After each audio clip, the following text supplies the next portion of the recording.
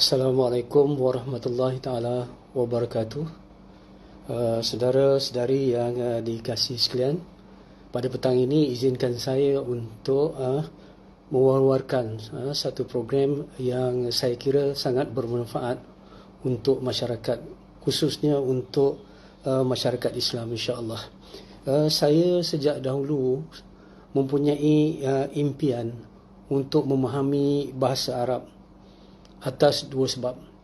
Sebab yang pertama ialah saya bila membaca Al-Quran, saya ingin memahami Al-Quran kerana nak menghayati. Tentulah tak cukup kita membaca Al-Quran begitu saja, tetapi kita nak memahami maknanya dalam usaha kita untuk pergi menghayati dan mentadabbur ayat-ayat suci itu, insya-Allah. Itu yang pertama, itu impian yang pertama. Impian yang kedua ialah apabila saya mengerjakan solat, mendirikan solat, saya ingin lebih memahami makna-makna bacaan dalam rukun qauli yang wajib, rukun-rukun yang perlu kita fahami, seperti Fatihah dan sebagainya. Juga apabila kita membaca surah ataupun imam membaca surah, jadi kita nak memahami ayat yang dibacakan, sama ada ayat lazim ataupun ayat-ayat yang sangat menyentuh hati kita sekiranya kita memahami makna bacaan itu.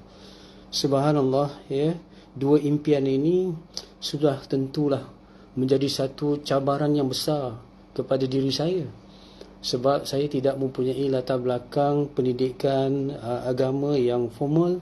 Lebih-lebih lagi saya tidak memahami bahasa Arab. Subhanallah, baru-baru ini seorang sahabat memperkenalkan saya program bernama Think Al-Quran, Think Quran. Saya pada mulanya menjalani tempoh perkenalan, supaya saya dapat mengikuti sedikit introduction ataupun mukadimah program ini sebelum saya mendaftar secara rasmi. Alhamdulillah, program ini saya dapati bila saya lalui sendiri latihan-latihannya sangat interaktif, sangat interaktif, mudah dan mesra pengguna. Hingga dengan itu kita boleh belajar patah-patah perkataan di dalam Al-Quran, yang mana perkataan-perkataan itu membawa kita untuk memahami ayat-ayat Al-Quran apabila kita membacanya. Dan pelajarannya kita ikuti dengan mudah, bertahap-tahap. Alhamdulillah, saya sangat tertarik dengan program ini, hingga saya rasakan ini adalah satu yang memberi manfaat yang sangat besar pada diri saya.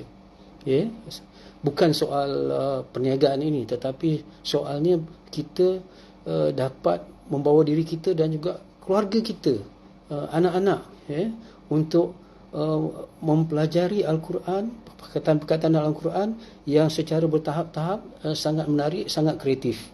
Subhanallah. Jadi bagi orang yang mempunyai latar belakang dan impian yang sama seperti saya, tentulah program ini insya-Allah boleh memberi satu manfaat yang besar, supaya insya-Allah kita dapat memenuhi dan menghayati ajaran Islam dengan lebih dekat lagi, lebih dalam lagi, insya-Allah.